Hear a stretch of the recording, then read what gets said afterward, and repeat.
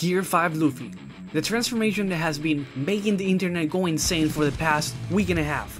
Thanks to its amazing design, its incredible background music, it is the culmination of Oda's masterpiece in Luffy becoming Joy Boy. A true wonder. But the real question is, how really strong is Gear 5? Who can he beat? And who does he get his ass whooped by? Those are the questions we will be answering today on the Fictional Matrix. Okay, so Gear 5 Luffy, the transformation that allowed Luffy to reverse Uno card Kaido, and finally put an end to that man's reign of terror in the land of Wano. To understand how strong this new transformation is, we need to go way back to the beginning. We interrupt this program to tell you to subscribe to the Fictional Matrix.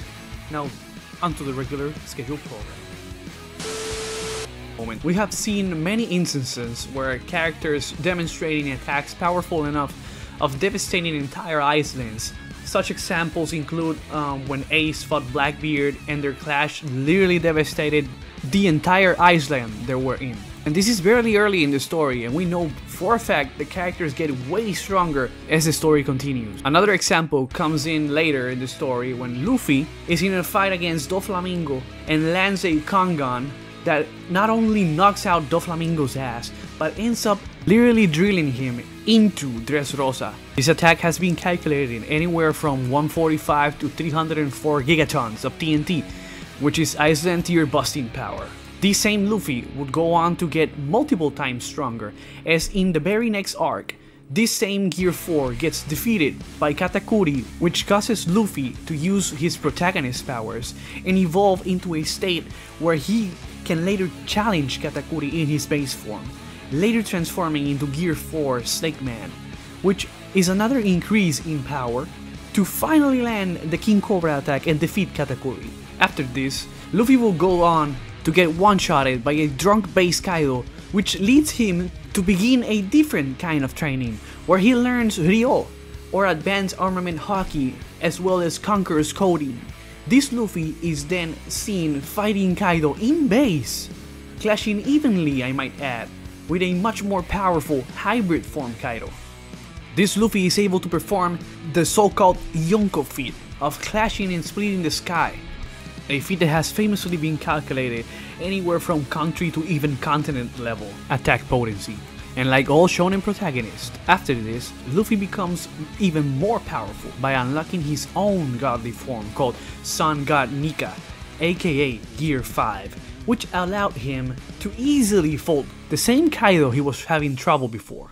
When it comes to speed, One Piece characters have been reacting to light speed attacks ever since the pre-time skip era, with characters such as Zoro dodging beams of light while awakened. This same Zoro is definitely someone who Luffy scales to, and later down the line probably surpasses.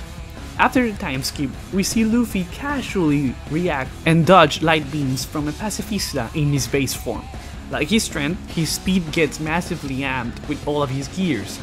And in Whole Cake Island arc, while fighting Katakuri and learning Advanced Observation Haki, he will become faster in base than what he was previously in Gear 4.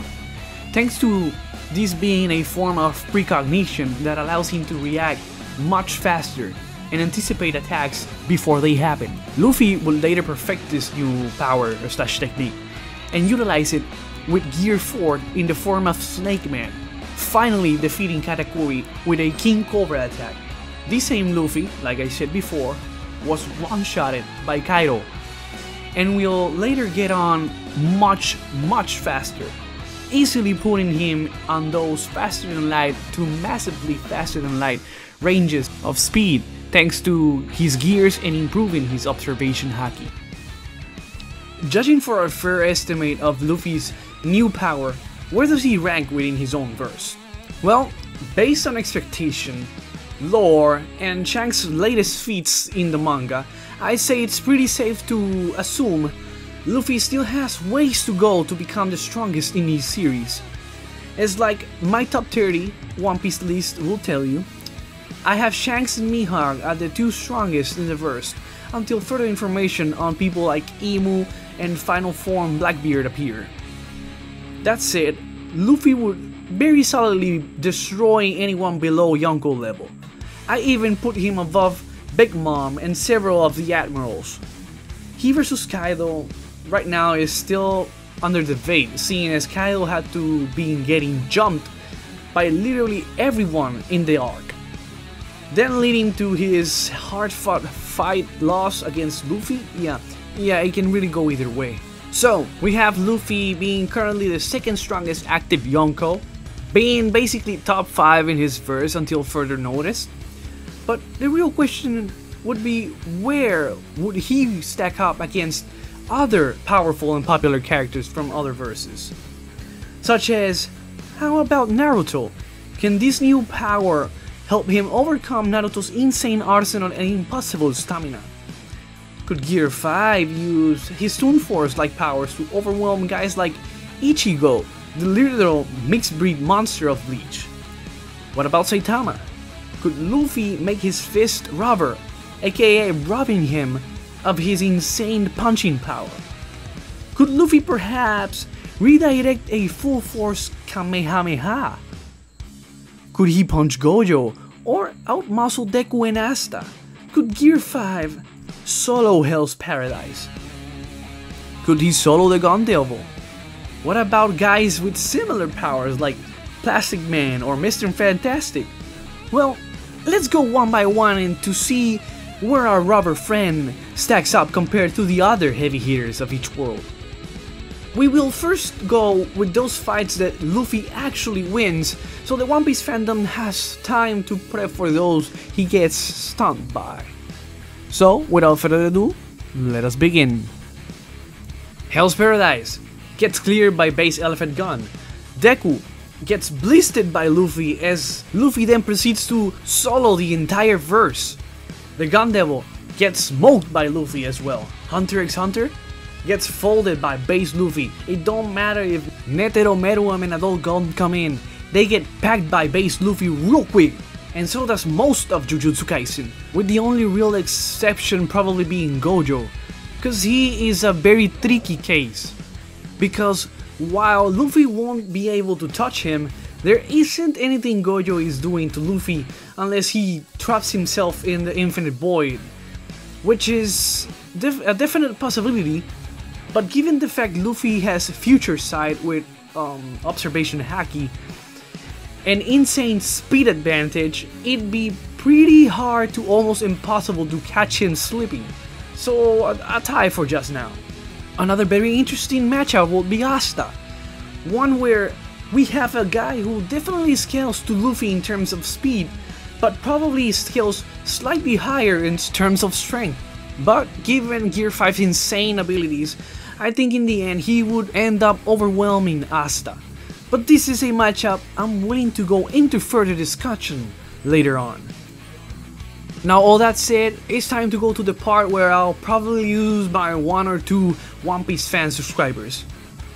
When it comes to Naruto vs Luffy, if you haven't seen my video on Naruto vs Luffy, which I heavily recommend you watch, then you know, if you watched it, at the end of Shippuden, Naruto is just too strong, durable, and versatile for even Gear 5 Luffy to fight.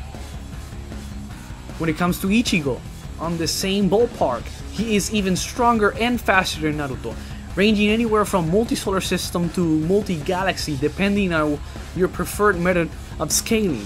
Saitama from One Punch Man is on the same boat, scaling in those multi-solar system to possibly galaxy levels of power, currently after his battle with Cosmic Fear Garu on Jupiter's moon. Hell, Plastic Man from DC is probably his worst matchup, being he is literally indestructible and strong enough to fight Superman level characters. Mr. Fantastic is a different case, cause if we take it as a 1v1, no tricks, Luffy would definitely have a shot, but in character, he isn't even touching him, before getting warped into another time-space continuum entirely. Mr. Fantastic being the smartest and most prepped person in all of Marvel, capable of competing with the GOAT of all villains, Victor Von Doom. And please don't get me started on Goku and how he one-shots the entire One Piece universe. Yes, Gear 5 is amazing, very powerful, and extremely versatile, but there's levels to this. We can see fully in his fight against Kaido that being relative to his level of power can help you fight and overcome his insane abilities, which for people who are leagues beyond in terms of speed and strength, gives them an incredible advantage against him. All this said, Gear 5 is definitely one of my favorite transformations ever. The incredible and beautiful aesthetic, the new abilities of his awakening, it will go down as one of the greatest transformations in all of anime history. That's a fact. Now, to leave something extra clear, it will never surpass Super Saiyan.